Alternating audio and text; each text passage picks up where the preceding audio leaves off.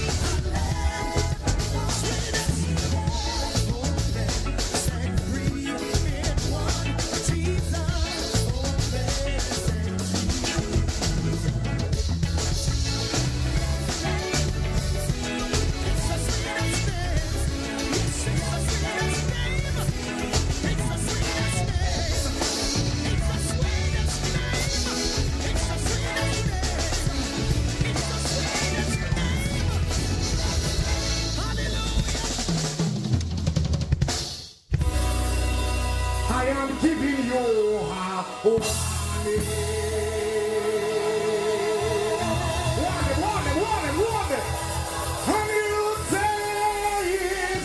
Good night to Grenada, Carriacou, and Brimatnik. Once again, it is time for Talking Points. My name is Sheldon Scott. I'll be here with you up until the 10 o'clock hour, saying a special good night to our listeners joining us via Real 91.9, 91.5 FM. Those of you joining us via Wee Noise Radio out there in Brooklyn. Pretty soon that list could be much longer. Nearly there.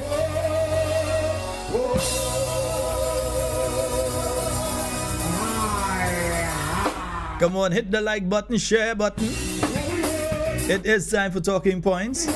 And it's a Talking Tuesday tonight. We're going to have the youth are going to be on with us tonight. We're going to be speaking youth issues with the youth. But I expect to hear from you youth issues and things, you know. So when we wrap in with the youths, I know, yeah.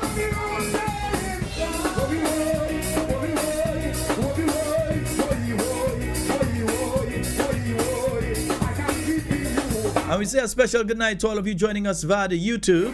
Hope that you all have been having a fabulous day today.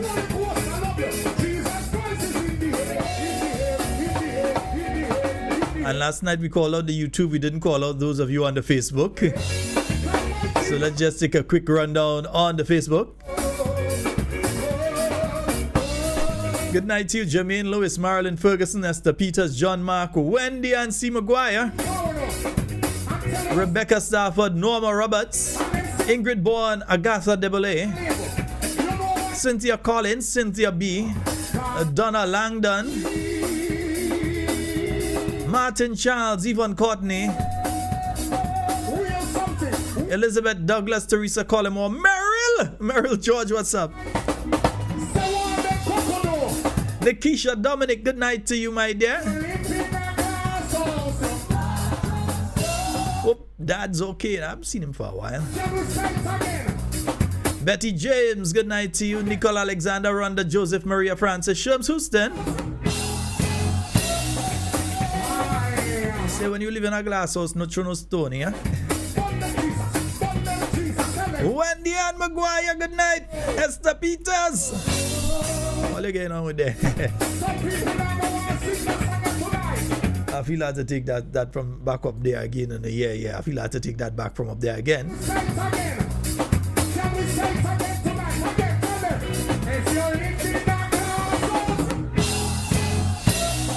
Pamela Hackett, good night to you. Yvonne, John Roberts, Teresa Gill, Joan Henry, Kemitai. Good night to you, my dear. Mamai. Enid Dakota, McLean Mitchell, Rosanna Necker, Cedro Peters. So I'm saying special good night to all of you on the Facebook tonight. Tomorrow night we're going to do Facebook and YouTube, right? Nice.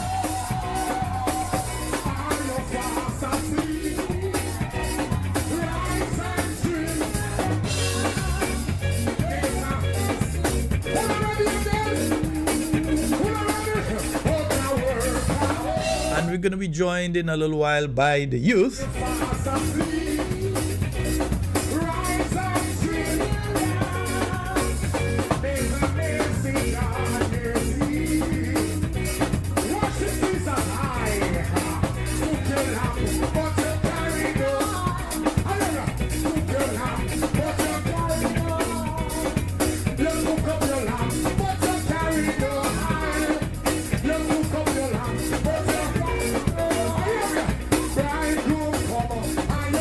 Realized last night there was some issues with the stream, so we're just making sure that doesn't happen tonight again.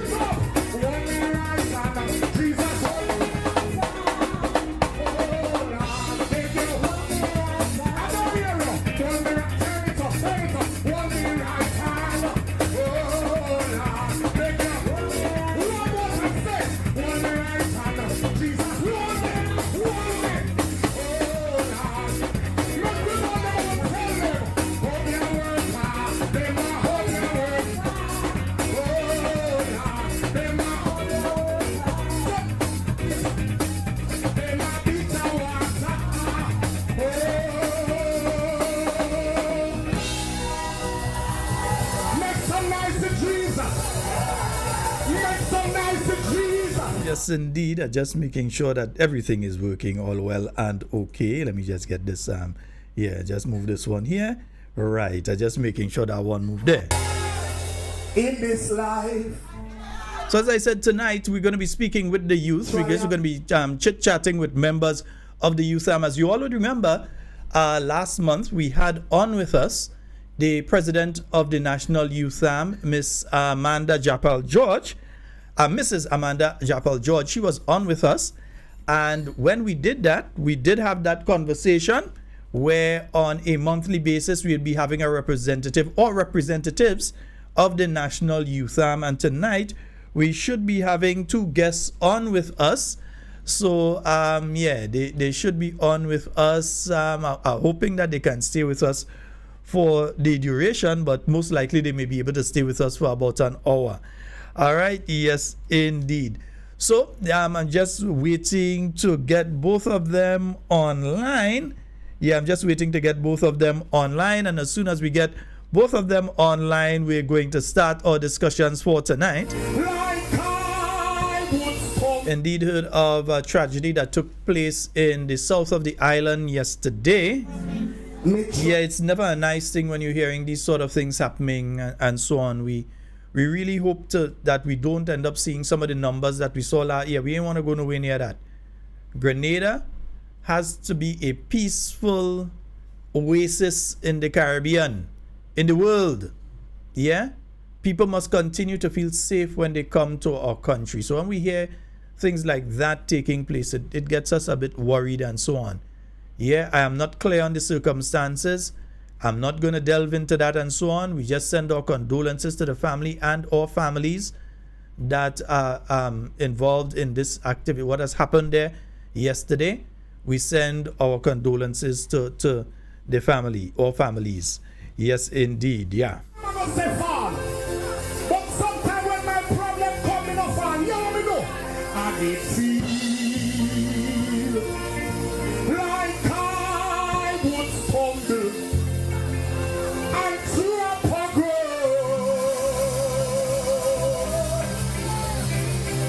Me know myself, but the jail to lands and leave me. I wish some people that just feel the present attack tonight. Some people just shout out and walk up your mouth and say, thank you, Jesus. Thank you, Jesus. But the jail to and leave me. Put up just want to give you all the quick reminders now. The barbecue luncheon that's coming up on the 29th of March. I didn't pull it up. I'm talking about it and I didn't pull it up, the barbecue luncheon that is coming up on the 29th of March at the River Sally Hard Court, and indeed that starts from midday going up until 10 p.m. Barbecue chicken, barbecue pork, grilled fish, and so on. You see that the price, you could add a 5 to that and just say there's an extra donation. Nice, right? All meals come with a selected sides, potatoes, chow mein and rice and etc. etc. So that's going to be taking place on the 29th of March. So you have enough time to prepare to go to that one. And on this Friday, the After Work Lime of the New National Party, that will be taking place right at the New National Party headquarters starting from 4 p.m. Entry is free. And of course, you have food and drinks on sale. You're going to have games, dominoes, cards, etc. So you could come on up and see who you could beat. Yeah? The New National Party New York Support Group, they've got their brunch. And that's coming up on Sunday, the 27th of April. Yes, Sunday, the 27th of April at 302 East 91st Street between Lenox and Clarkson. And donation of $30. Music by DJs Jude and Small Clothes. And for tickets, you can contact Kathy. You could contact Wilson. Let me bring the thing big up. Nice, right? Kathy at 347-262-6818. Wilson at 917-754-1319. Wendy at 917-602-1476 and Aisha at 917-520-3164. So that's the New National Party. They're having that activity there. The Gilbert Family Reunion, we're going to come back to that particular one. But this weekend, remember, Carriacou Carnival is happening. And as you have Carriacou Carnival, yeah, you're gonna have the carnival activities this Friday. They have the after work line. All of this taking place at the constituency branch office there. You have the after work line this Friday on the 1st, which is next week. The 1st is Saturday. They've got the breakfast starting from 7 a.m. So if you head up to Carriacou on Saturday and so on, well, on Friday, you could get a breakfast on Saturday morning. You know where you're going, right? And on Monday, Juve Monday, they've got the Juve morning breakfast again. All of these taking place at the constituency office. All right, nice, beautiful. Yes, folks, so let me see if I can get the young folks on with us. Yeah, let me move. They come. Wait, no, the Nurses Association, they might vex, Let me see.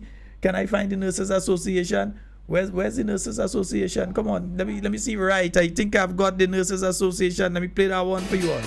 Now, this is what you have been waiting for. And by public demand, Grenada Nurses present a bus tour to South Dakota.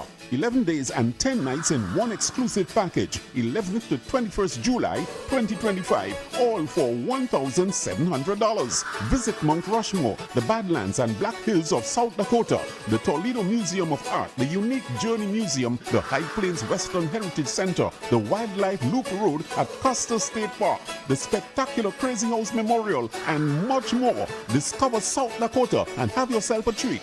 An unforgettable lifetime experience. For more information and reservations, check Joylyn Frederick at 718-496-3730, Wendy Maguire 917-602-1476, or Ryman Frederick at 646-322-8385. Join us, the Grenada Nurses. We are going to South Dakota. Call and book now to South Dakota. Yes, indeed. So let's just make sure that we get the young ones on with us in the young ones. Yeah.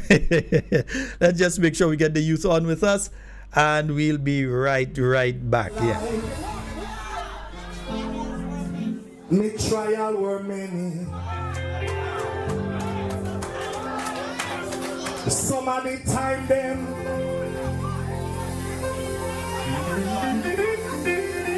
Me know say be a foreigner there, you know. So Okay, Kukuru, you could relax still. Yes. Folks, we've got on with us two members of the new National Party Youth Arm. We've got on with me, and before I bring you all up, I see somebody settling the phone still. Right, yes. Settle your phone.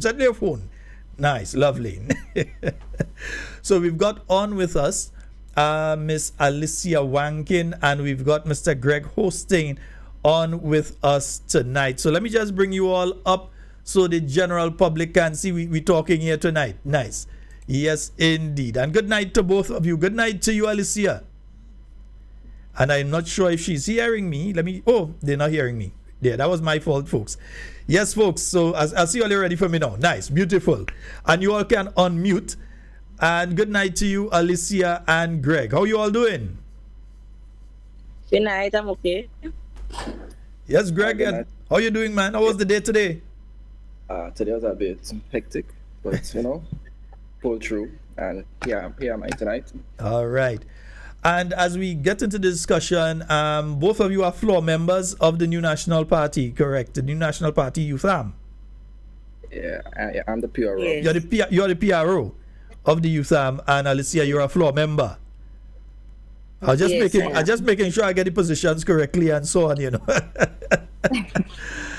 And we're speaking about youth tonight, and we're gonna get directly into the discussion, even though it's not 8:30 yet, and I tell you all 8:30, you know me. Sometimes I go earlier, and we get into the discussions, and so there's quite a few things I want to discuss tonight in relation to the issues that you. Alicia, I know it is when you had the young ones around. You have one moving around me here too. So, so I want to get into several discussions tonight in relation to youth. And the first one I want to get into is the discussion in relation to youth enterprise. We're hearing of a lot of young people that want to get involved in starting their own business and so on. A lot of young people want to, they're looking for funding and that sort of thing. as young people, what have you all been hearing in relation to these issues? What have you all been picking up in relation to these issues? And Greg, I don't know if you want to start first, and then, or we say ladies first. We're going to Alicia first. Yeah, ladies first. Ladies first tonight. So Alicia, tell us a bit what you've been hearing in relation to youth and youth enterprise and so on, and some of the young people that might be wanting to start businesses. Yeah, there's a lot of youth outside here that is complaining about the unemployment.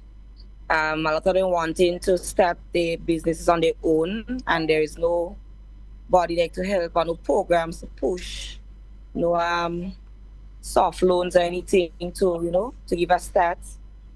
So there's a lot of people complaining, and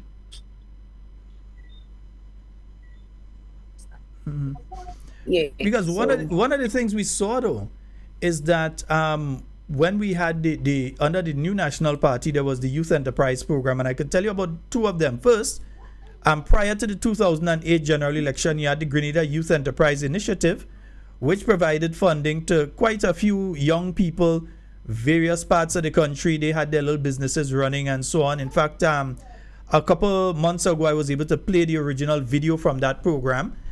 And then afterwards, especially when you have a minister in place there like Honorable Kate Skeeter Lewis Peters, who we know has done a lot of work with youth enterprise in the St. Joseph's Convent and otherwise, with young achievers and so on. And we had that program running. We had the office that was open in St. Mark closed down after the general election, which provided assistance to young people. It's one of the things that the NNP provided. I don't know if it's still being provided, if you're hearing that now. Are you hearing of where they're providing assistance to young people to write a business plan? Because not just give your money and say, well, go and do a business. You have to learn how to write a business plan. You have to learn how to operate a business. What are you all hearing from other young people in relation to this? Is there something operating now? Well, from my experience, I'm not sure there's any program like that operating. However, even this morning, I made a few calls concerning like business loans, business grants for young startups, right? And the grants and loans, they're only focused on creatives. But not everybody in Grenada, not every other youths want to be in the creative aspect. So in order to tap into that grant, they will have to change their whole business idea. And again, you mentioned that the NMP had these programs in place previously, right? They were giving the loans, whatever it is, to start a business. But from my understanding, the reason why some of these small businesses aren't around, because after giving the loan, they do the courses for, to write up a business plan, right? After giving the loan, they start a business. What about the follow-up? I don't think there was any follow-up for these young entrepreneurs. Mm-hmm. They haven't been taught how to do the taxes, and that is a big thing. If you don't know do your taxes, obviously you will end up in red. You owe the ministry, wherever the well, that's a lot of rich people get taken down in the United States. They haven't paid their taxes, and that's how they get them. You have actors make millions of dollars and never pay tax, and end up in problems at the end of the day. IRS come for them. And here in Grenada, we remember that the minister did say, if you ain't paying your taxes here, they're coming for you. So that is indeed an important part. That's a very important part. I think, moving forward, like after, even if the programs start back under this current government or in the future, the new government, we should have all these follow-up refresher courses. So maybe every 6 months, every year, follow up with these entrepreneurs and see where they are when it comes to the business. Yes, indeed. And Alicia, I know you have operated a small business over time. What are some of the challenges that, as a youth entrepreneur, you have met? And I think you're muted right now, so we can't hear you. But I know that you have met some challenges before. Tell us a bit about what you have gone through as a youth entrepreneur yourself. I know you've been doing your little Lisy's Delight. Yeah, I see the advertising every now and again. Yeah. For me, challenges. I would say before the government, no, it was a lot easier in terms of um, starting and getting things done in order. Compared to now, a lot of things have changed up in the system, so it's a bit difficult to kind of get certain things done in different manner. But as I say, challenges really, I'm very determined. So Yeah. Whatever challenges come up, you're fighting those yes, challenges. yes. So to me, it's not really hard to me. Yeah, I would say that. But You ever received training in relation to how to run your small business? So this is something that you just instinctively you pick up and you decide. That is just hey, something I had. That is just something I just have love for. Yeah. And in case, Greg, in case you never get the chicken bad. No? That chicken bad, but I used to leave grandaunt's and go up for that chicken, that chicken bad. Think what I'm telling you. I always wanted to do a culinary course, but seems like it's hard now. Like most places, maybe I'm not doing a training the course like that. It must be maybe true, maybe New Low, and maybe Dana's. If Dana's still does do it. Also, you're not even sure what is and that's another problem. You're not even sure what is available if something is available now. Yeah. No, yeah. And then you're in circles. You have your friends who you graduated from school with. You have your friends who you hang with, and so on.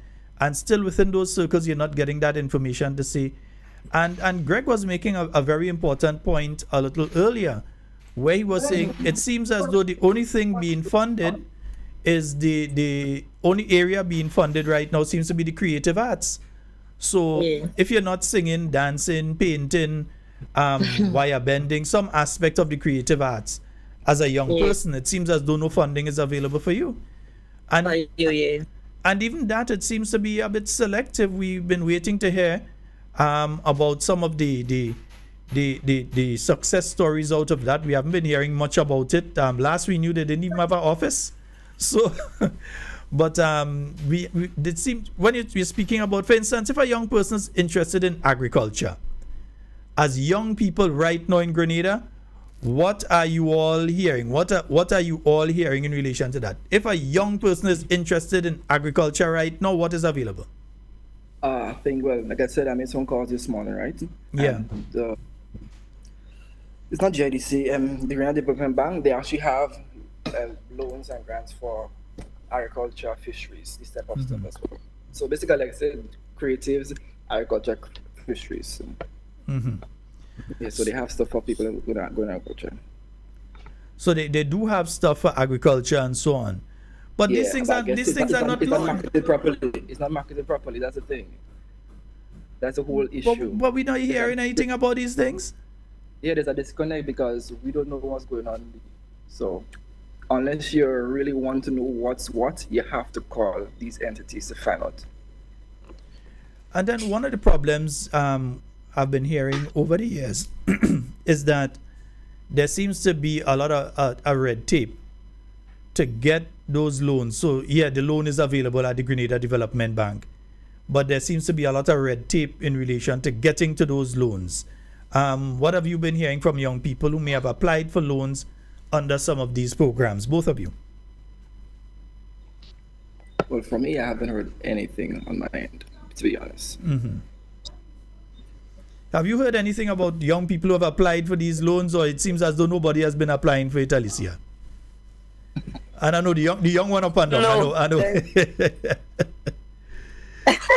No, but I haven't done anything. But this is part of the problem. We are not hearing young people. Apparently, there is one or two things there, but young people are not even hearing about it. So they don't know that, hey, I can apply if I have a piece of land, I can apply for this, or even if it's for that, or if it's for agricultural equipment, or we're going into the dry season, if it's for plumbing equipment, etc., for irrigation. They're not hearing much about that. Not hearing you. Yeah, so that seems to be one of the main problems there. As young people, what would you suggest to this or any incoming government, because this one going the way, this or any incoming government, what would you all suggest that they do in relation to this area for young people? Enterprise. Like I said, it all comes down to marketing. That's all you need, proper marketing, proper dialogue with the youth groups. And once all this information is sent out, yeah, people will, tap into these resources. So, okay, yes, right. Yeah, so we need to make sure that it is marketed properly. And the other thing too, I would suggest, I think that probably the amount of funds that are available on there need to be looked at as well. If 3 years ago, 4 years ago, 10 years ago, you used to give $10,000 towards something, you'd realize the cost of living, the cost of things, especially with what's taking place in the United States now. Even if you're talking the creative arts, the cost of equipment, be it your electronic equipment, your laptops, your cameras, etc., it's gone up significantly, especially for those who buy. Well, all of it entering the United States now has tariff. Well, it might have tariffs on it, serious tariffs, and then you have to buy it here in Grenada, so you have to pay the additional costs. No, so they need to look at the amount of money that's even available, even if it's a creative arts, if it's agriculture. So I would suggest that they also look at that area as well. But as youth, you hang on the blocks, you go to the different activities and so on. What are some of the main issues that you all are hearing young people speaking about right now? Everybody just want water then. A lot of people have been asking for like sporting activities too. Sporting activities, like, I want to see like more in the sporting area. A lot of more activities. Okay, I know the younger generation now is more like football, cricket. They into these things, and then again, small business. A lot of people interested in doing their own thing, whether it's bar, whether it's food, whether it's hairdressing, whether it's whatever. They're looking forward for getting little funding or whatever, little push, or maybe sometimes spacing. There is no space to do what they want to do. Programs, little educational programs, skill training programs and stuff. So. Oh, because you find a lot of people want to learn how to do something. They might be like, yes, you're interested in culinary. Yes. And you want to. So sometimes you do have the skill, but just a little more being educational, more on it to be marketing more outside there. Certified. Maybe a skill training program could help better in that area. Especially certification in the area, because you may have learned to cook, but if you're not certified, you can't go down to a hotel and say, well, I want to be the master chef down here, pay me 10 grand a month. You don't have the certification. Greg, what have you been hearing? Because the ladies might be one set of thing they're talking about, but the men might be talking about something else. All right. So recently I made a wrong in my community. And the two issues is, especially for the guys, they want jobs. That's the main issue. They want jobs because they want to provide for their family. The second thing is they want an Andy in the town of St. George, because nothing is being done. Infrastructure, the buildings, whatever, nothing is being done, and they want to see things being done in their community. And like I said, for them, they feel disconnected from not just the current MP, not just from the current government or any party. There's a big disconnect. They don't know what's going on. They see who maybe once in a while if they're driving a vehicle, and yeah. Last election was 2 years ago. Thomas St. George, same. Nothing happened. Haven't actually went on. The last thing that happened in Thomas St. George basically is, last year was the 50th anniversary independence on Carriacou. There was a set of lights for like probably 6 months for the most. That's not the last thing happened. Last thing happened in Thomas St. George's River Road flood. That's the last thing happened in Thomas St. George. Yeah, I don't know about mental, but just a little bit of enhancement, and it was taken down. So yeah, they just want, like I said, they just want jobs, and they want to see the infrastructure in town develop. But let me ask you interact with the guys. What was done there? Did the guys in the tongue of St. George get the little blight to actually do that? Or they bring people in from elsewhere and do it? I don't think no one from Tongue St. George worked on that project. Well, see, and that's it. That's, again, all of that is part of the problem. What other issues have you all been hearing from youth? Like I said, just disconnected, not hearing anything whatsoever. It's like there's no word outside to know what move to make, what's the next dead air. move to do. Dead air. So they're actually frustrated to the point that they're actually starting to do their own thing for themselves. Because when I made the community walk, right, that was close to Independence. Usually every year, a week before Independence, they'll be provided with, the flags, the paint, whatnot.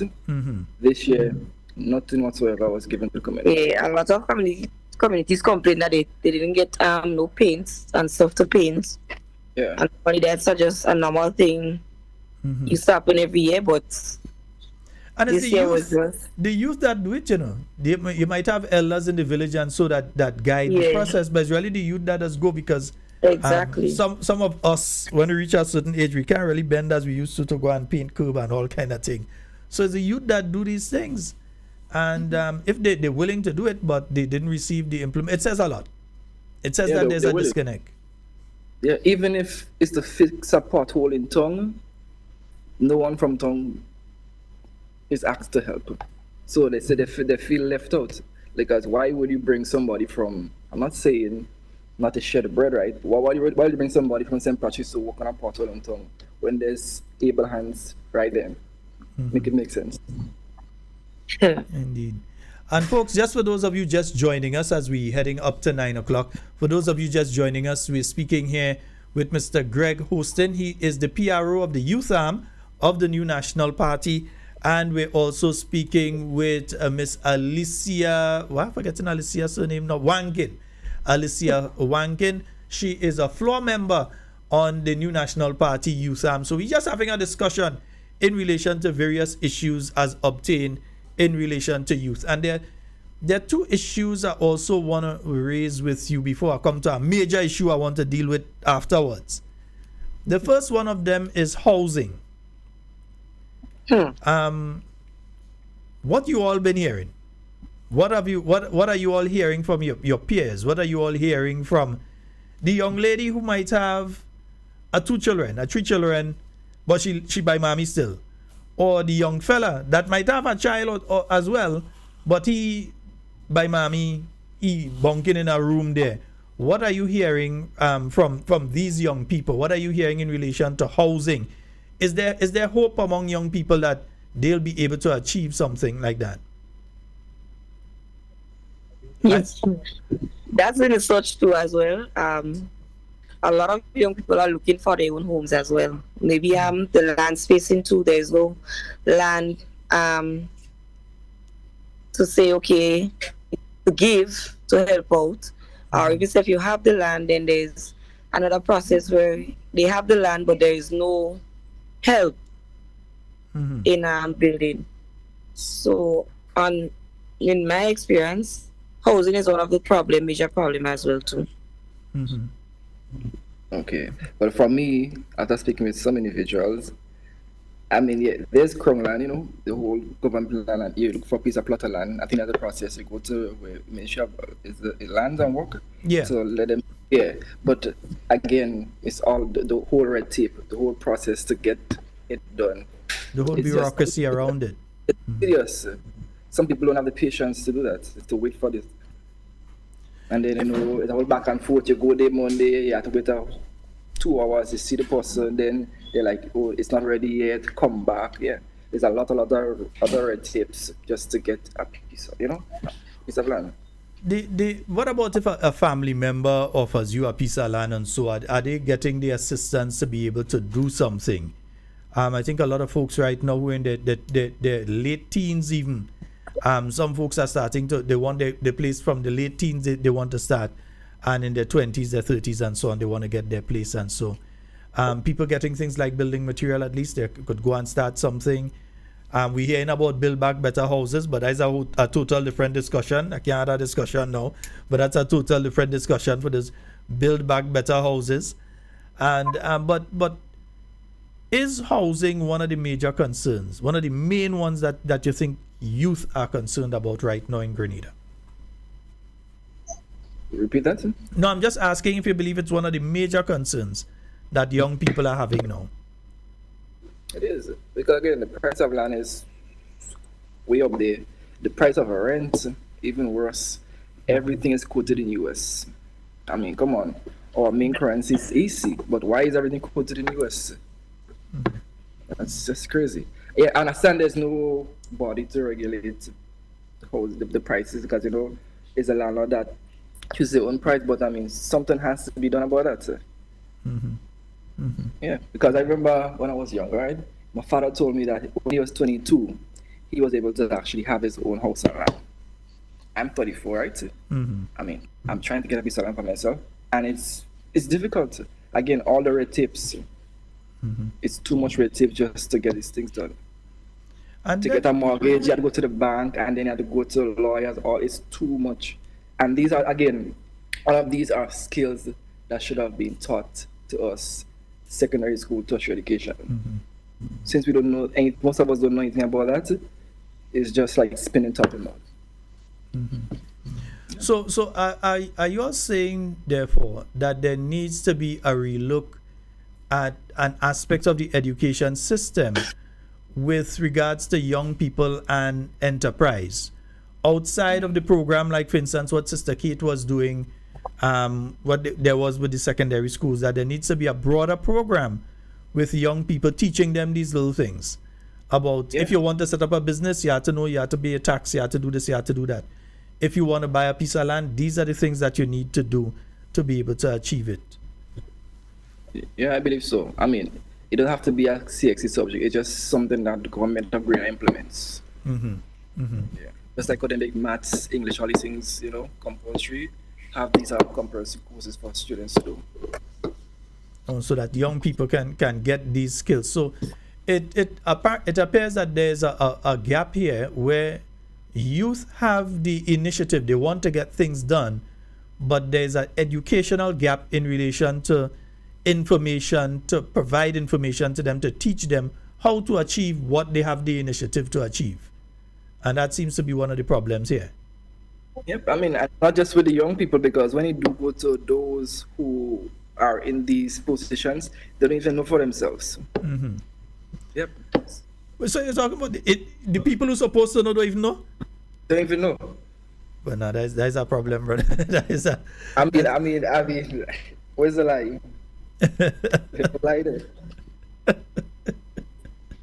No, that's a serious problem there. And so therefore, I didn't have this one in the lineup of the three questions, but it also means now the education system. And it kind of ties back into something that Alicia was saying a while ago when she was speaking about the wanting to learn something, but the opportunity isn't there for her to be able to learn that. They haven't given them they don't have the course basically for her to go and learn how to do that and be certified and that sort of thing. And again, that is where things like the Imani came in, because the Imani gave you the opportunity, and I don't know why I'm off now. Yeah, the Imani gave you the opportunity to be able to go and get the hands-on training, and at the same time as you get the hands-on training, get certified and even get the opportunity to gain permanent employment. But the latest we're hearing now is that a significant aspect of the Imani program is about to be closed down. So that's what we're hearing out there right now. Now, one of the issues that we had last year, one of the problems that we had last year was the issue of crime.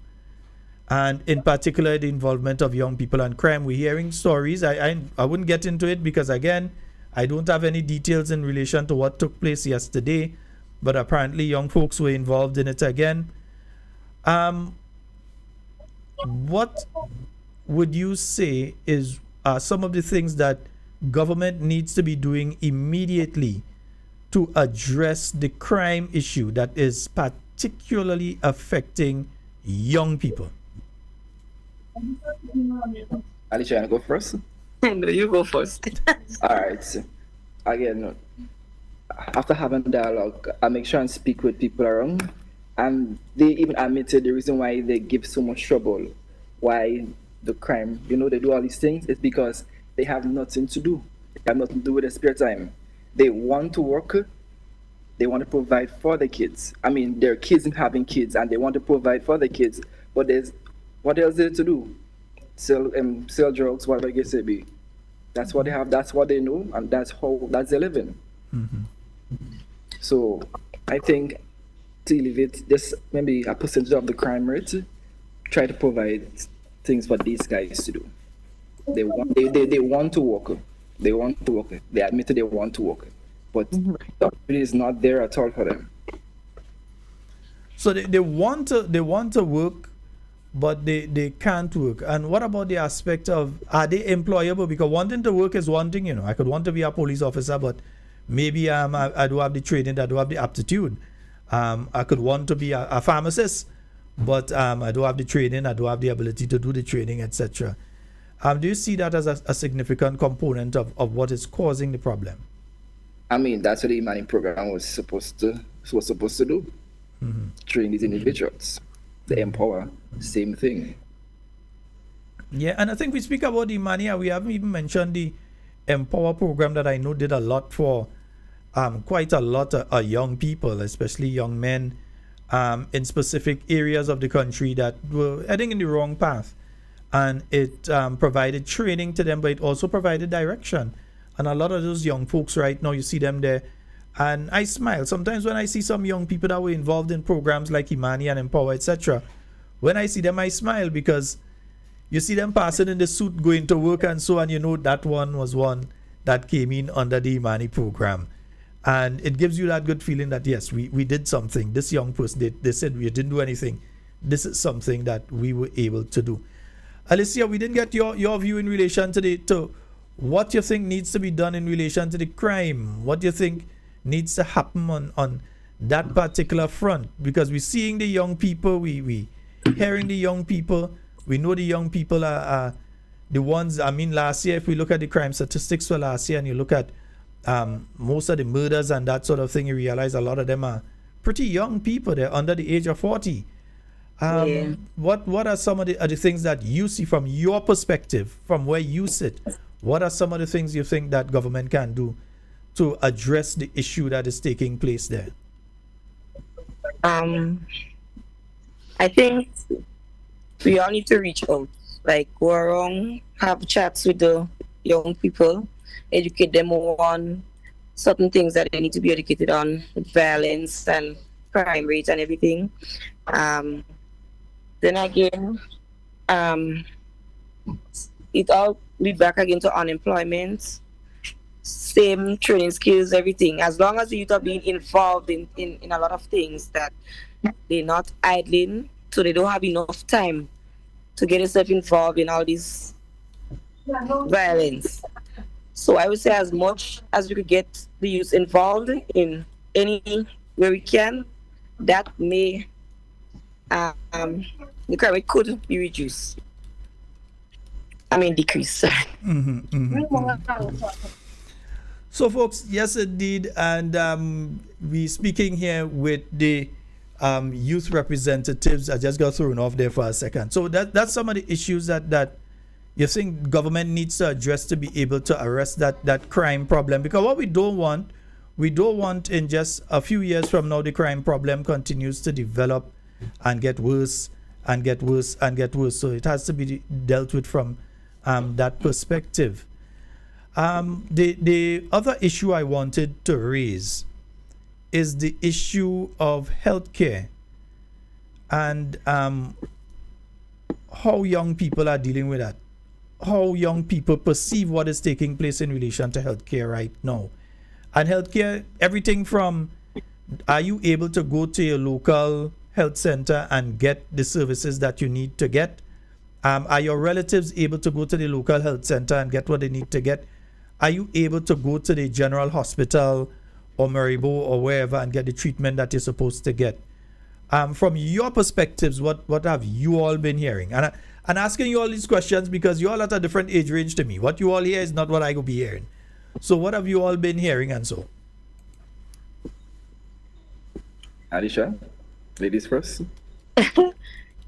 To me, I think that the healthcare system needs a lot of attention, especially the general hospital. There are certain things that used to be done there, and you cannot go there and do it no more. You must go privately to do it. Sometimes to say, like a mother like me, 3 children, something happened, and I don't have the money. How would I expect to go privately to get that done? Mm-hmm. Where the hospital is supposed to be providing certain things to you at lower cost or free of cost. So a lot of things have changed up, and I think that the healthcare system needs a lot of attention. Mm-hmm. Mm-hmm. And you, Greg? Okay. Well, we know young fellas don't go unless we really, we ain't going, you know. The young ladies, they would go. Fellas, we ain't going by the doctor easy. But you go ahead. Yeah, Sheldon. So first things first, what is the budget for healthcare in Grenada? But that's the thing. I don't know what the figure is now. Exactly. Mm-hmm. Do we even have a budget for healthcare in Grenada to start with? Because without money, how can we get things done? Mm-hmm. But what do we need to get done though? What are some of the deficiencies that you see in the system itself? You're in the town of St. George. I know there's the health center there, the general hospital, etc. But what are some of the things, the problems that people have been having? And we're not just speaking about young people here, but people in general. Okay. First things first, again, based on my knowledge, there's more. I mean, they claim that there's a lack in manpower when it comes to doctors and nurses, but no, there's not a lack in manpower. There isn't anything for these people to do. I mean, SU's graduation should be in May this year, right? Mm-hmm. Probably more than almost 100 nurses will be graduating. What will they be doing after graduation? These health centers, right? Every day they're packed. People have to go since 6, and sometimes they get treated maybe 10. Hospital, same thing, right? I think to elevate some of these, have these nurses that are not stationed in the health centers, maybe they can actually go around and do house calls, maybe have a roster. Say Tuesday and Thursdays, Mary, Sue, Alicia, they visit such and such houses, and just do house calls to get all these people and them involved. When it comes to the medication, like I said, all of these comes down to budget. I don't know if they can afford to actually distribute.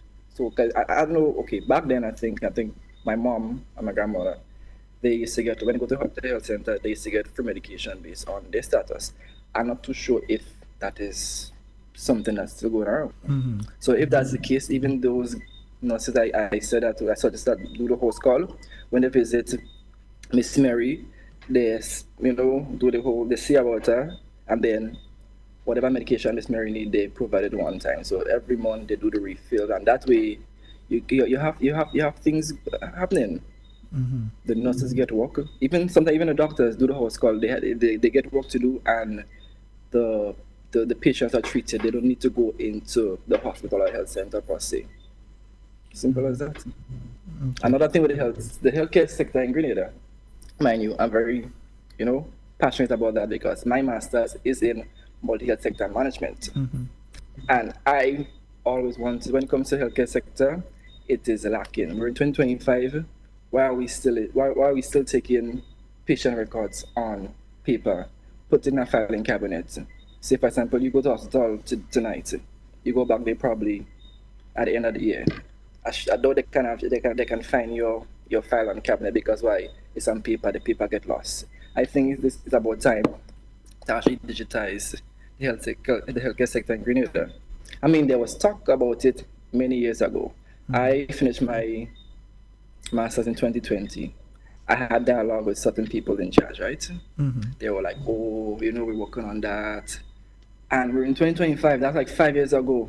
Where's the digitization of the healthcare sector in Grenada?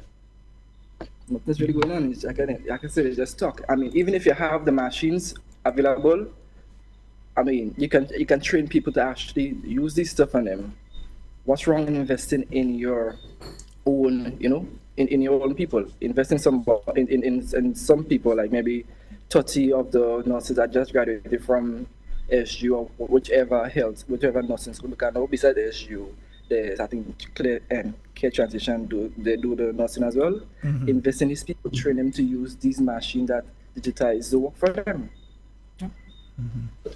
Yeah. So you've done your masters in public health?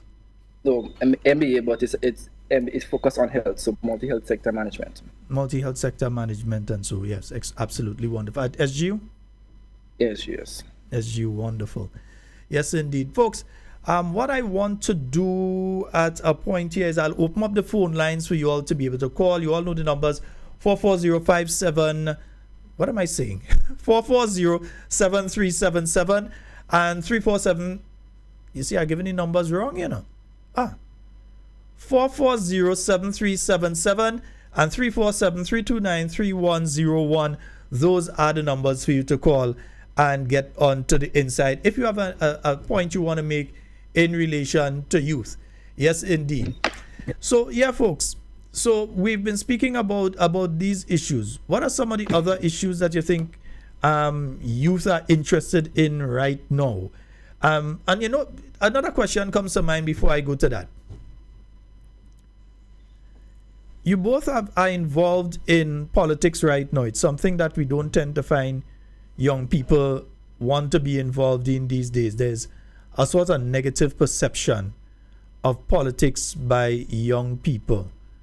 You all have not only got involved in politics, you've got involved in politics with the opposition party at this point in time while they're in opposition, and have taken senior positions within the opposition party.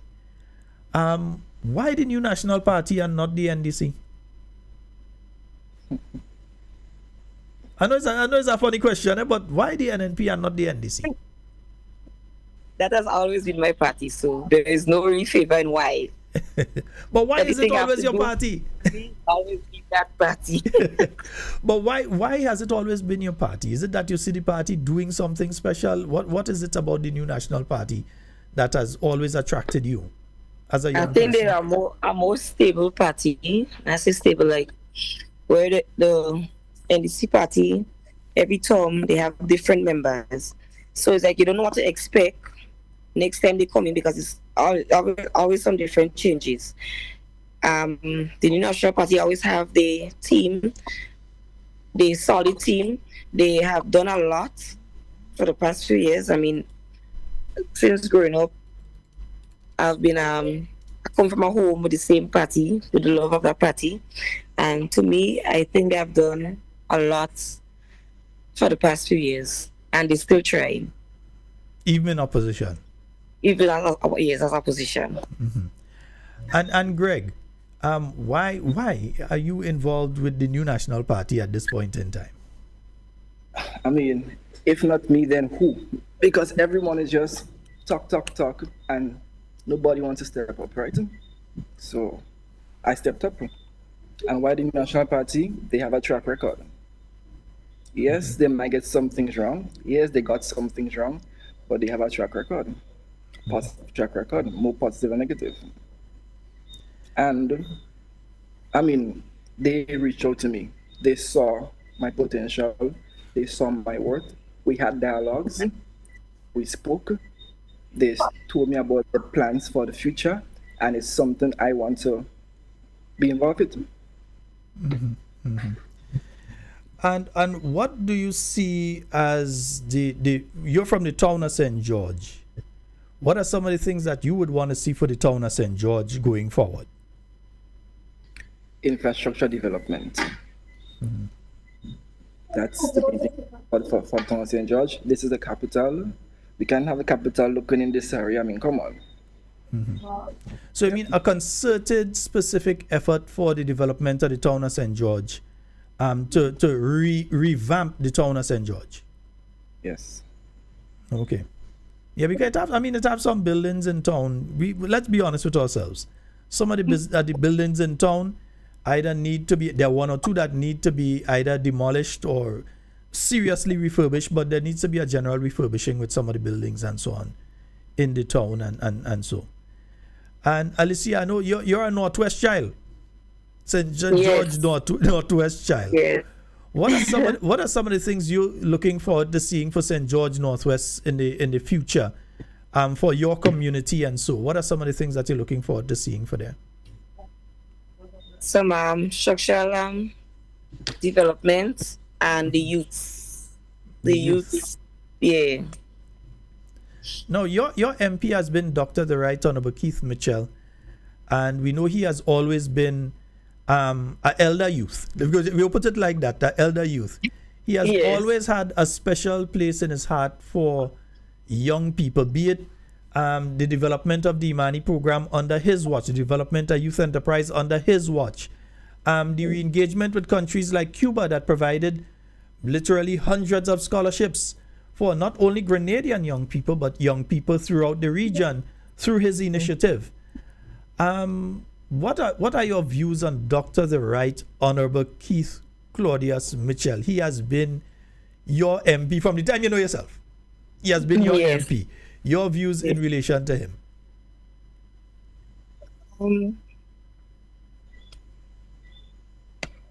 What did I say? That one is a difficult one.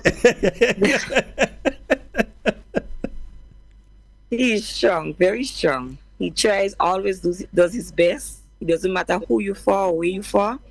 He always ensures if you could help, he'll always ensure you can assist and help in any way he could.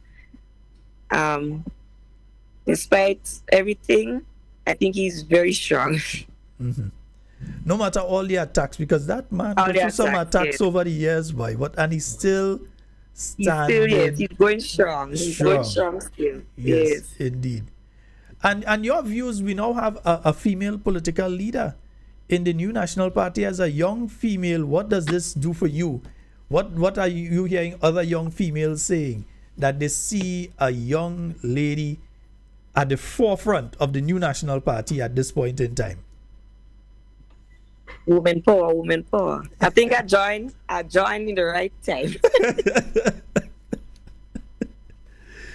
I mean, it feels good to see that a woman would come and, try to lead under leadership. And I mean, there are some other countries, one or two countries had it, and as Grenada, a small country, I think it's history. Mm-hmm. Mm-hmm. It is historical in that she's the first female political leader of the new National Party. Not the first leader of His Majesty's opposition, but first political leader of the new National Party as a female. And we look forward to see. I know that she's a person who also, and again, Honorable Emlyn Pierre is a person that has been deeply involved in youth. I know, Greg, I know the fellas in Tong tell you. I know the fellas in Tong over on the Carriacou, I know they tell you that Honorable Emlyn Pierre has been involved with youth for many years and always has a special place in her heart as well for youth. So you had a former political leader who has a special place in his heart for young people, and you have a new political leader that also has a special place in their heart for young people. What would your advice be to young people right now? We are at the halfway mark. Well, we've passed the halfway mark of this administration. They keep saying halfway mark. The halfway mark been gone since the 23rd of December. So we've crossed the halfway mark now, heading towards elections again. Sooner or later, we're heading to elections here in Grenada.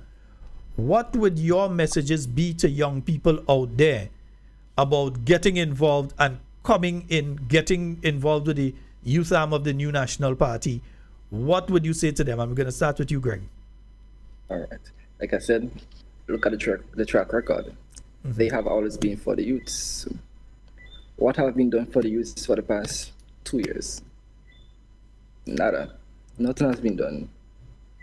So you already know what you have in the NMP, so get on board.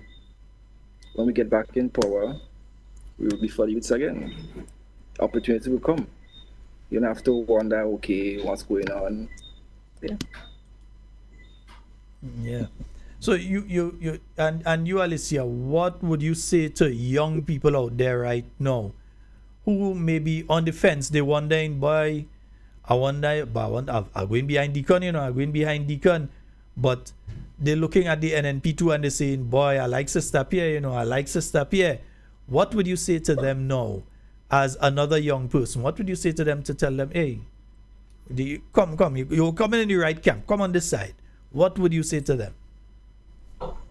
Well, to me, I mean, a lot of youths have been disappointed for the past 2 years, but I would say don't give up. Keep trying with the New National Party. I mean, they've done a lot before, they could do again, so don't give up. I mean, everybody deserves chances, so I would say don't give up. Yeah, indeed. Folks, I don't want to keep you over the time. I say I will keep all you. I start with all you early and I go end with you all early, because I say 1 hour and we just a few minutes short of the hour, and we've had quite an interesting discussion in relation to some of the issues that are affecting young people and so on, and various issues, whether it's housing and so on and so, and all of these issues that are affecting young people. But as a young mother, Alicia, how do you see things for other people that are in the same position as you right now, as a young mother in Grenada in 2025? How are you making it? As I say, I'm determined, so let us go for it. But it's really hard outside. It's hard. It's difficult. A lot of things, the opportunities, everything is just lack of everything. But I just try. So I hope everybody will try like me. Okay.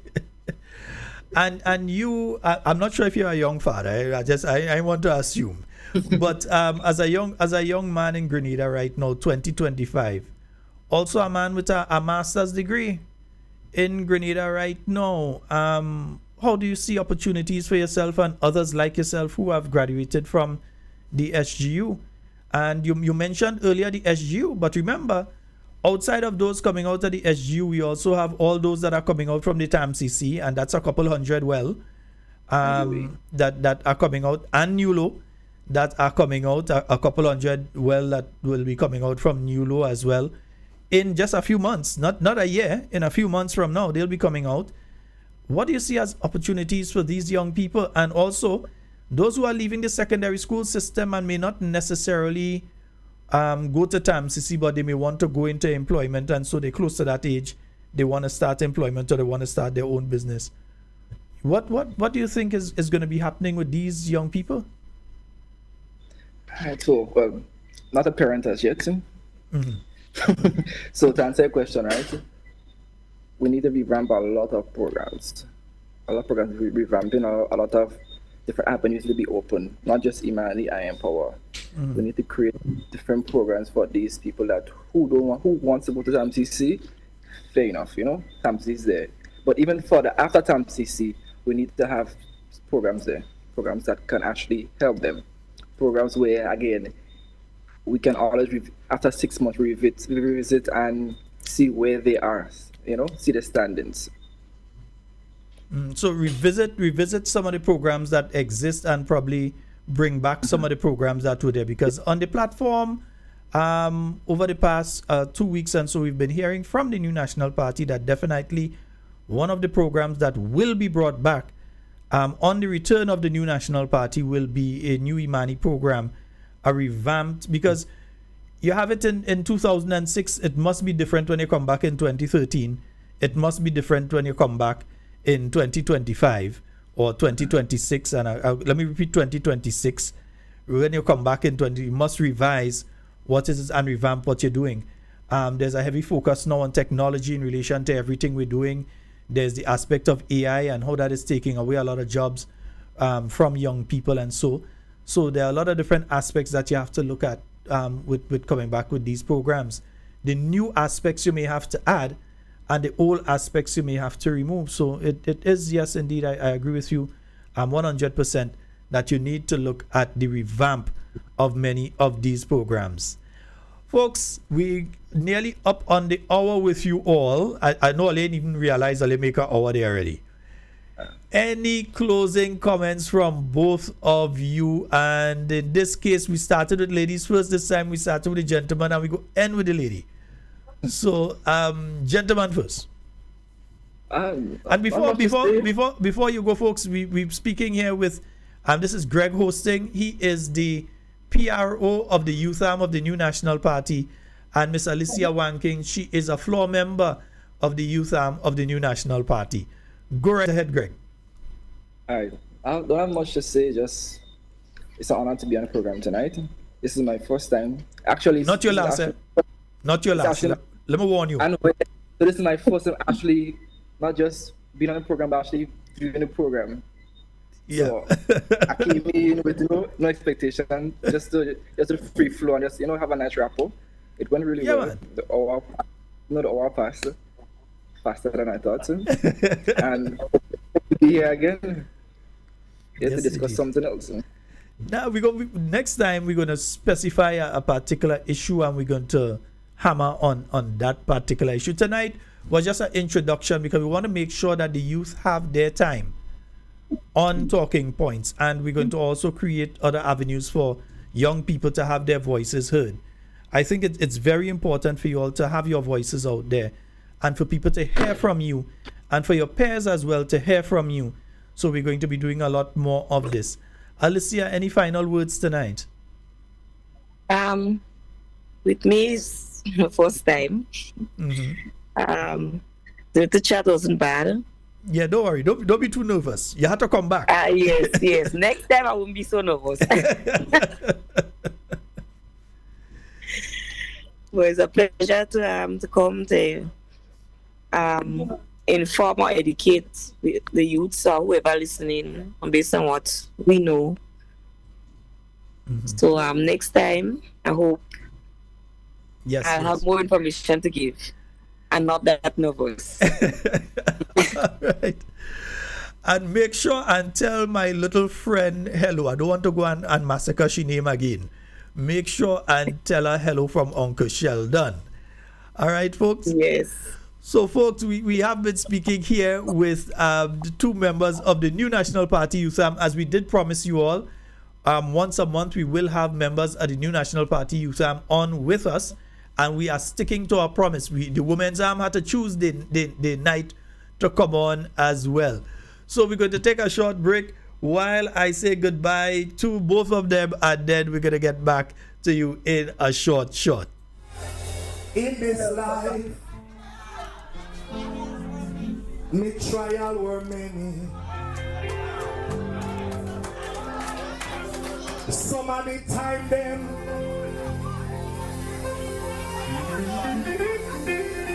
me know say be a foreigner there, you know. So yes, indeed. Sing it like all me sing it. Here in a feet. Yeah. And folks, we're going to open the phone lines because quite a lot of issues youth-wise came up there. The issue of housing, you had the issue of healthcare. There are a lot of issues that we may see as just national issues, but they directly affect young people. We're going to open the phone lines for your calls. 440-7377, 347-329-3101.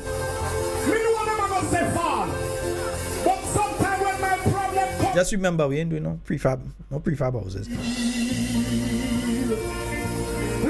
I would stumble and drop a grove. Me know myself, but the jail. Miss B, good night to you. And to all the members of the New National Party Youth Arm, we say a special good night to each and every one of you. Good night, bro. What's up, Fado? Brother, what going? I would have loved to interact with them youths there still, you know. Yo, you could have called when they're on, you know.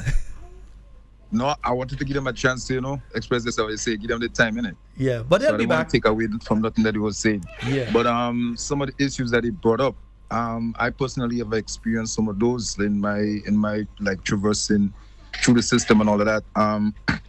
One of the reasons I was asking you about the syllabus and what is being taught the other night was that I found almost 70 to 80% of the stuff you learn in school is not really applicable out here. Right? I was in a period where I had very, what do you call it? Teachers that was teaching. You get me? It's like if you give trouble in school, you end up meeting a teacher in your home, talking to your mother and them kind of thing. They had that kind of, foresight to discover things and see things, and they applied themselves. They were very versed in different topics, so sometimes we could be on a biology class and end up in geography, based on the discussions. So what they was expressing about like how the transition from coming out from school without the proper information to exist out here in the real world is very valid.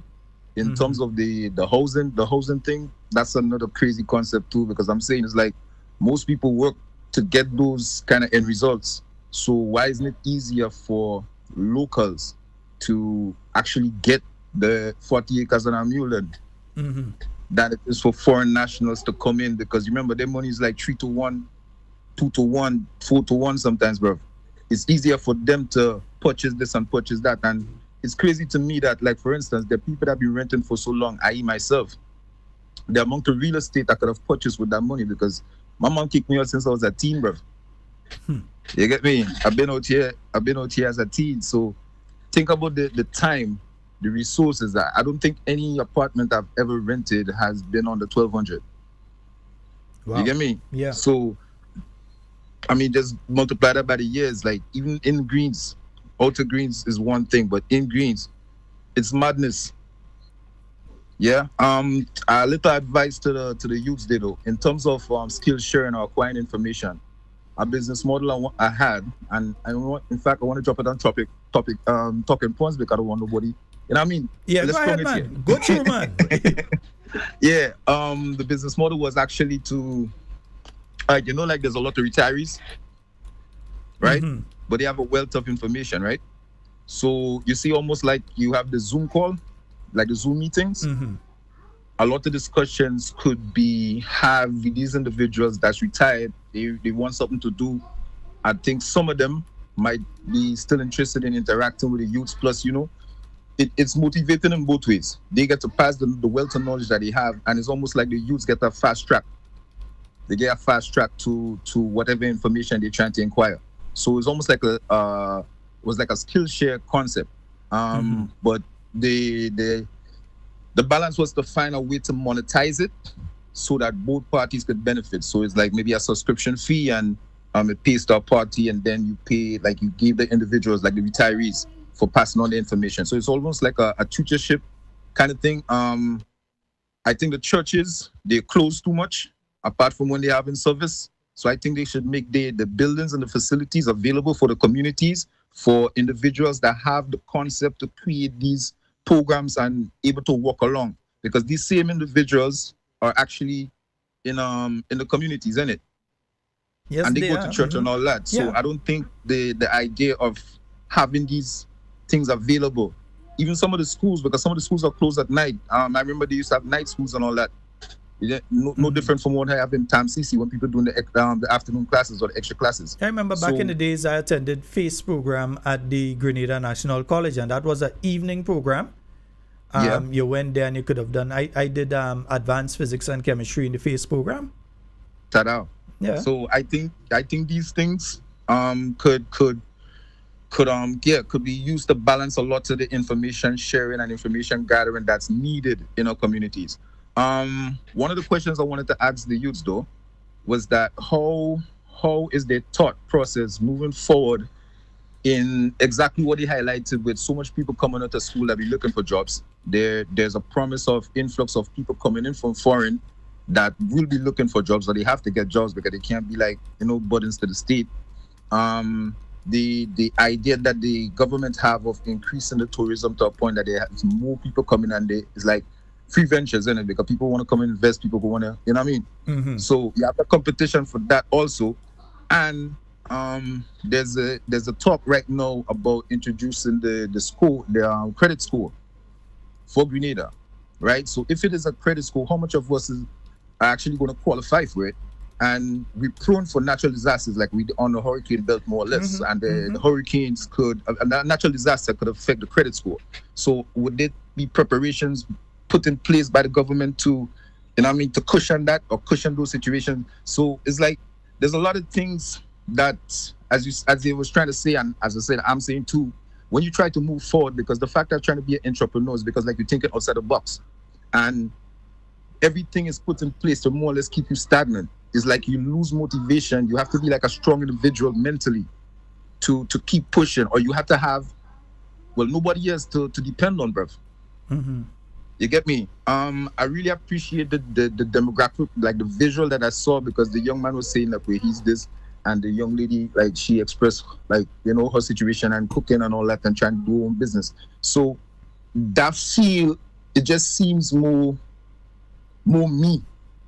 More, something I could relate to in terms of why people should gravitate to the NMP in comparison to the other group.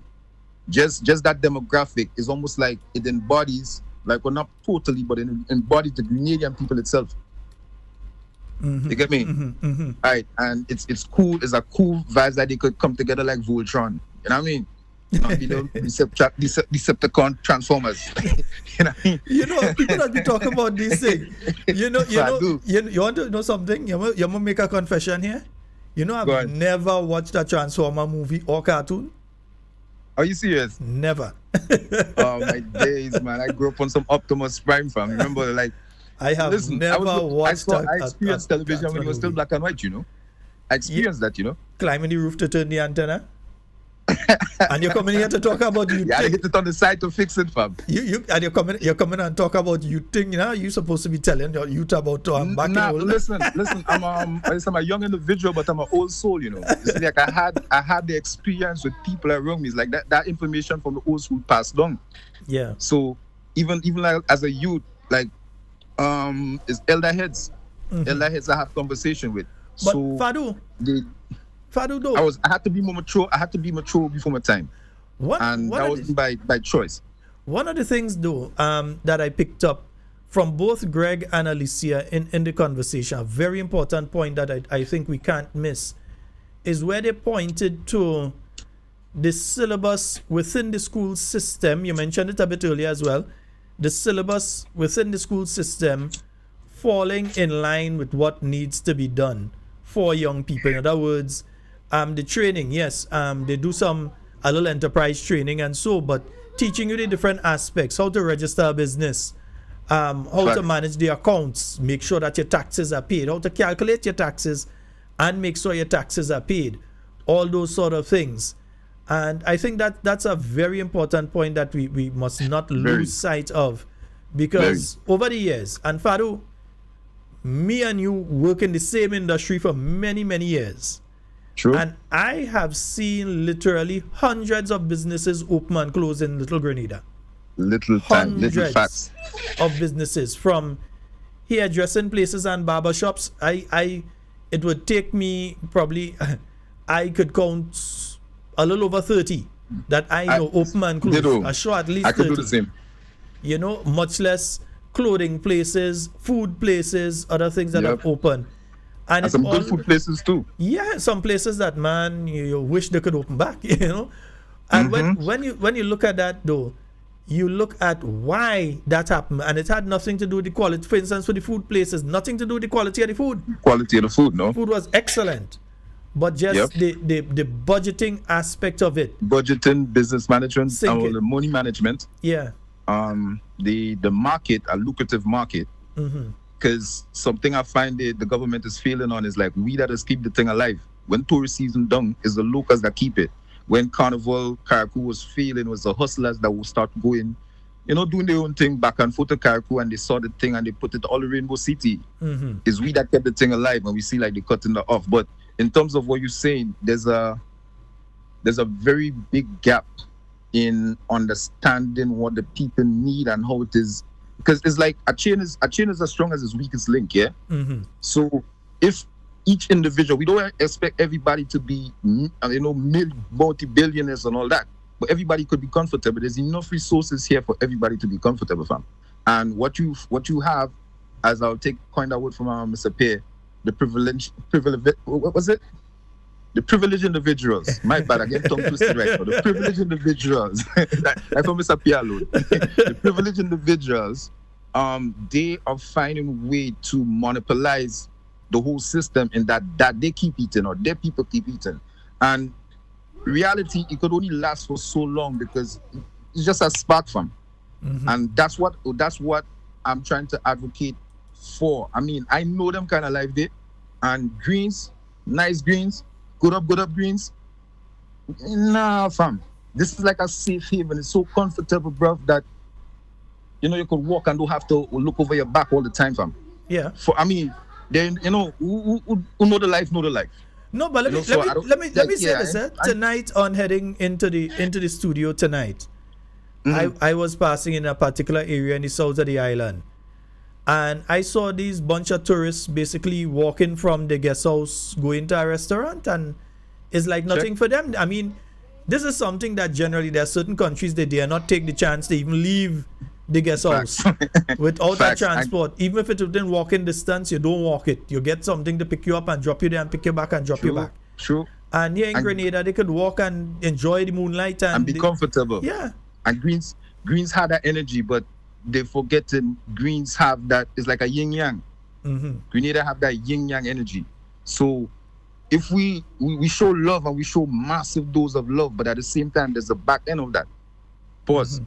You get me? So you get a reverse effect, and it's crazy because it's like people don't pay attention to the revolutionary spirit in greens. The government, even the present administration, is like people are not coming out. People are not crying out because we so built into the doing for ourselves, fam. It has to be very unfortunate individuals, or very people that's really dumb, that will come and ask. You get me? Most people try to do it for themselves, the way they do it, or try to find some way to mass within the system. So that could be one of the reasons why people ain't go really comfortable. But there are people that need it, and if it's there, you'll have more diversity. You'll have more attractions for the whole tourism industry you want to push. The economy will be boosting. You get me? Because there are people with crazy ideas, and there's no support for it. There's no leeway up to doing something or making something significant. Like, for instance, granted, everyone want cocoa full of basket, yeah. So you can get like a couple of thousand, maybe like 15, 20, 25,000, 30,000, 50,000. But by the time you buy equipment, depending on the equipment you want, because there's like home stuff you could buy, and there's industrial standard stuff, right?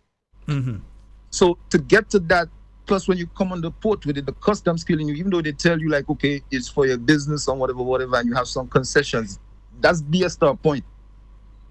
You still have to pay some extravagant fees for the stuff. And on top of that, now, you remember, it's like you creating a market, so it's like you taking a risk, right? If it is that the people don't climatize to what you're selling or what your service is, as you say, it's like a failed business, right? We've seen enough of those. I say again? I said we've seen enough of those, huh? A lot of it, because the money management, which should be taught in school, as Jude was saying, as a compulsory subject. Yeah. Just as they used to, as you say, English and math, POB, principles of business, principles of accounts and stuff. Those should be integrated into the school from like a young age. Like since my baby girl, like, I don't know, two and a half. Every time I come from the store, I give her the coins that I have, and I tell her put it in a cashier in it. Yeah. I've taken Pringle cans and make like a cash funds. You know what I mean? To teach her the concept of saving. Yeah. Even when we have to go out, like sometimes she might say she wants something, so I was like, okay, well, you gonna use some of your money, or you want me to use my money? Well, of course you're gonna say, Daddy, you're using your money. But I try to teach her the concept of budgeting and management, because nobody taught it to me. I learned it by force. But I was a go-getter. I didn't have no choice. And I mean, I had to get it. And then, as I said, like most of the heads that I was wrong was like elders. So a lot of the information spearheaded me into moving forward. As compared to now, there's a big disconnect. There's a lot of old schools that's not in their home, so they can pass down their the information. A lot of people is like more on a selfish mentality. It's like, okay, I'm doing good now, so yeah, I don't really business about whatever. Just remember, after Ivan, no amount of money to business in it. It don't matter how much money you had after Ivan, it couldn't spend. Remember that. Yeah. And it's the people that been going through hard times that had it easier because they are accustomed cooking on fireside. Mm-hmm. You get me? They are accustomed walking to the river and go and draw water from. I use flambeau until my nose hole get black. one final one before you go, Fadu. You just mentioned an aspect there of the training the young ones and so on. I remember many years ago I did a short course with the US government, and one of the things that Google, the company Google, is actually doing in the US, and I saw it in action in would have been Houston, Texas. I saw it in action there. They were taking those little 6 and 7 year olds and teaching them enterprise. So they would provide them with a startup money to start what they call a lemonade stand. You know, the Americans, they have these lemonade stands. Right? So they would do that and start with the lemonade stand. And when they do that, they would tell them, okay, this is how much you make. And you saw young people that probably got a startup of like $30 or so, and were into hundreds of dollars after. Now talking about 6, 7, and 8-year-old children that they were bringing into that program. So it was a wonderful one, and it's something that I think we have to start looking at. Companies need to start getting involved too. It mustn't just be the government, but the private sector must get involved as well and say, we are going to do this for the young ones. Yes. Yeah. I agree. Because we all want the betterment for Grenada, right? The better the citizens are, the more the business will make. The more the business will make, the more the country makes, because it get taxes and all that. So it's like a win-win situation. But we have, as I said, it's been channeled and monopolized in certain situations or for certain people that is not for the benefit of the masses.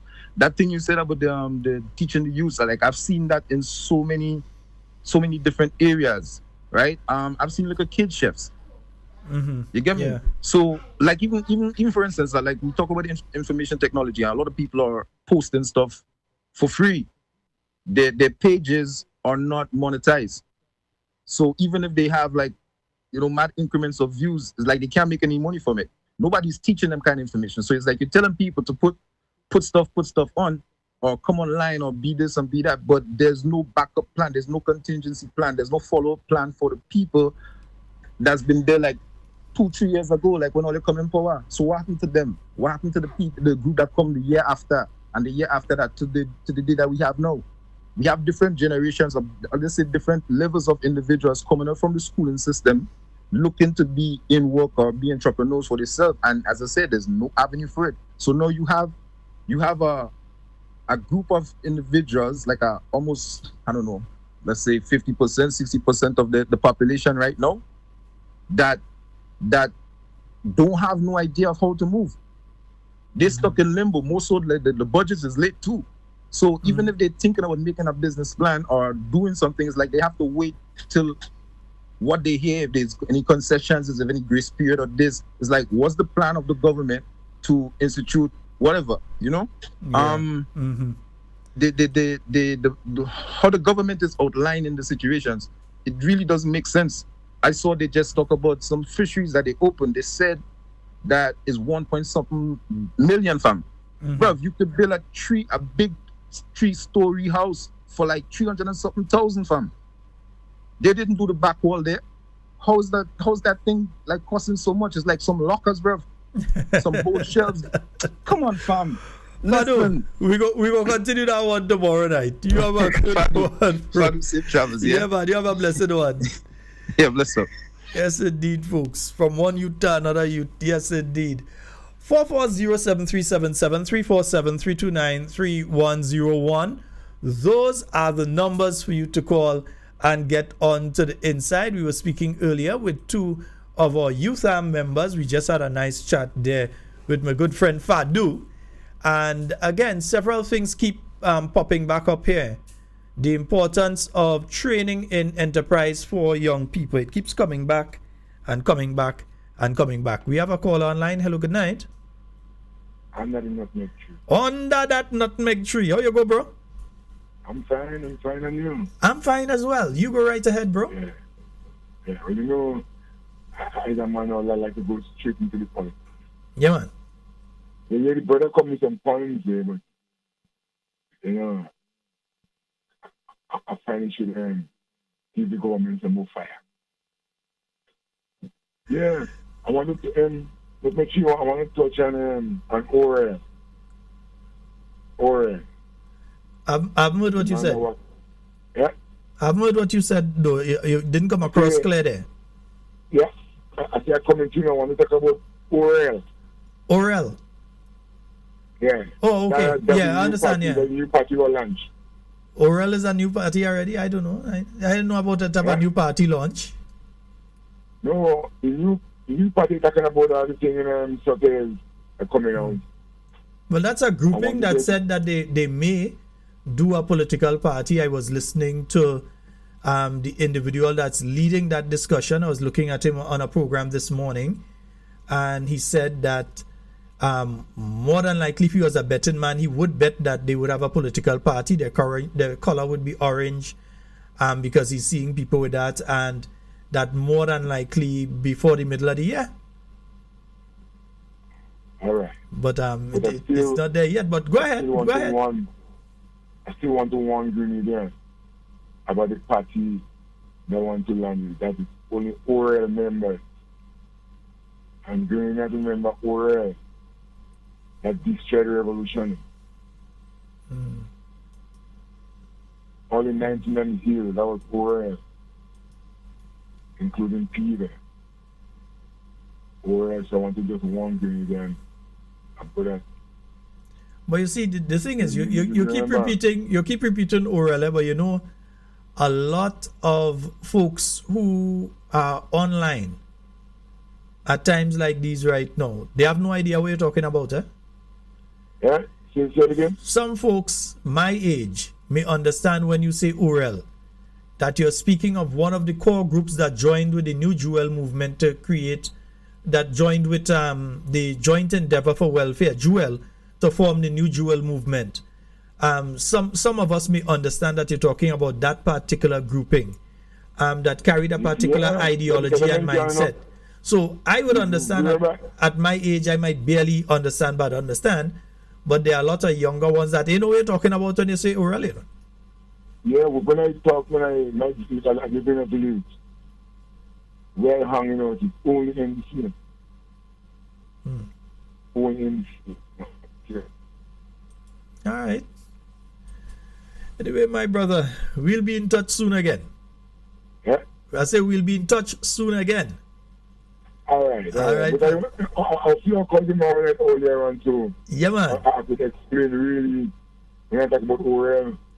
Yeah, we need to get a full explanation on it. Yeah. Yeah.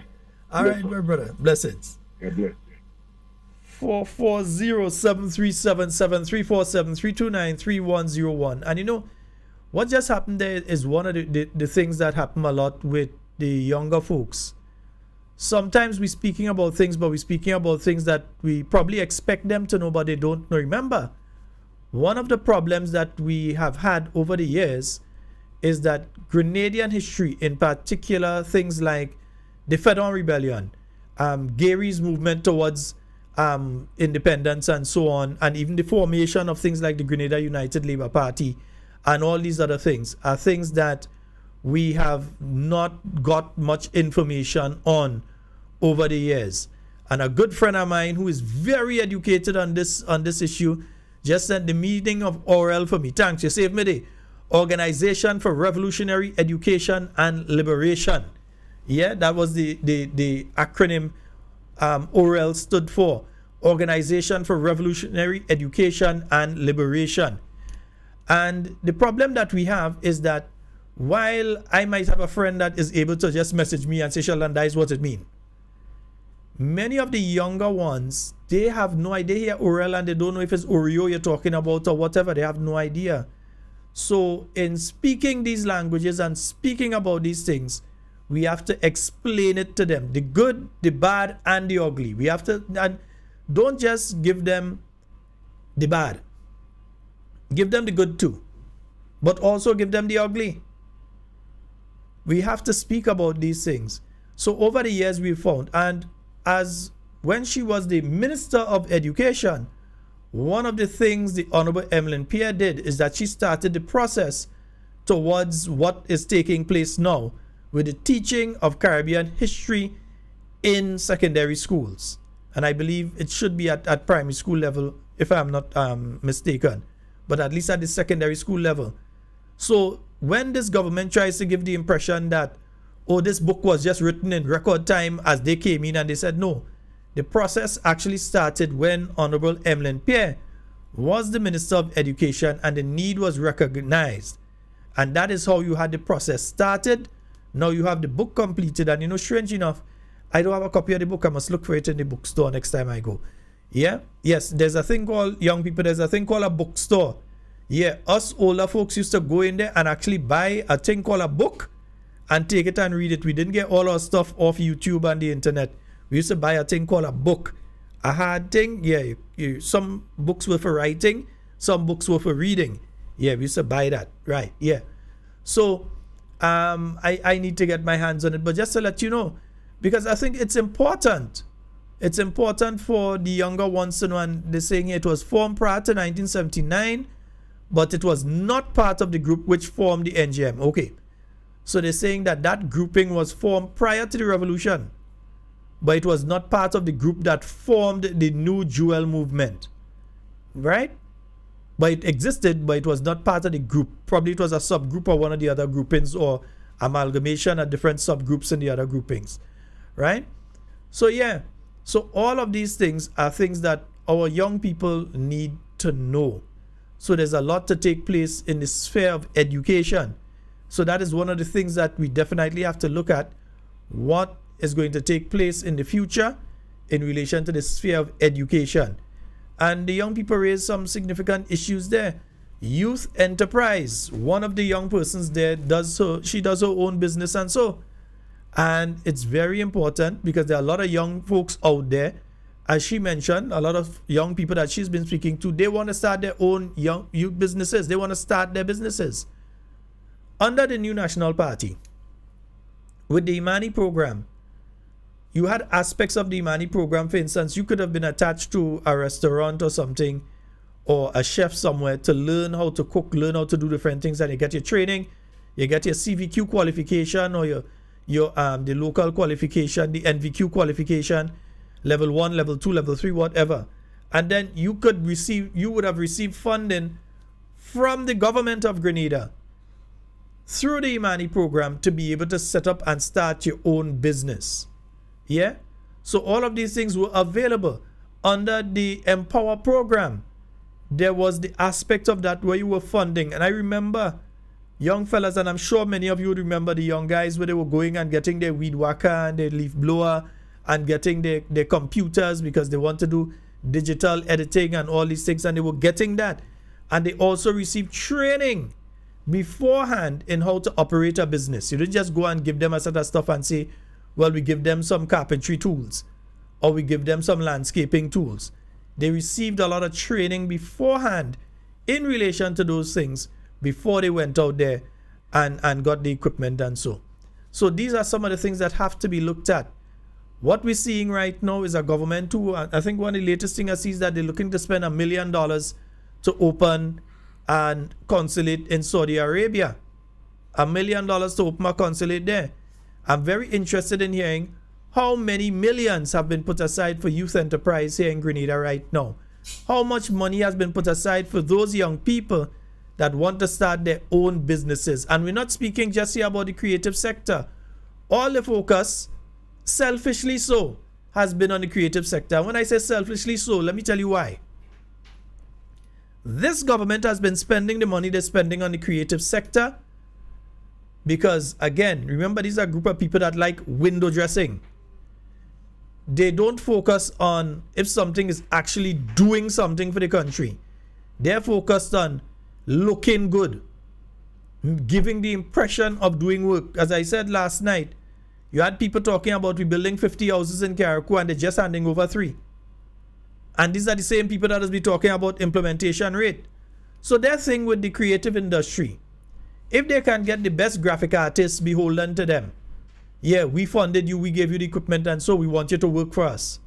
They can get the best photographers, videographers, all of these talented people to work for them. And in particular on their pre-election campaign and on their election campaign. They believe that these people would be able to confuse the Grenadian people enough and impress the Grenadian people enough to get them a second term in office. They're not doing it because they like these people in the creative industry. They're not doing it because they see the creative industry as an avenue for bringing billions of dollars or millions of dollars into Grenada. That is not why they're doing it. They're doing it with a selfish motive behind it. And that's a fact. That is not a think so and a maybe so. That is a fact. They are doing these things with a selfish motive behind them. Understand where it's coming from so that when it happens, you're not surprised by it. Because again, you realize that they want to make sure that they have cameramen who they believe to be the best one. They want to bring them in. And if they find you ain't coming, they come in and call you to bring you in because they want to build that relationship with you.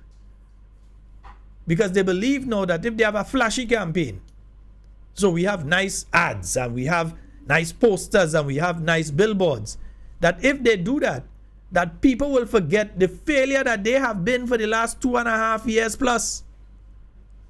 That is their belief. They believe that if they dazzle you enough with gubar, I ain't gonna say the other word.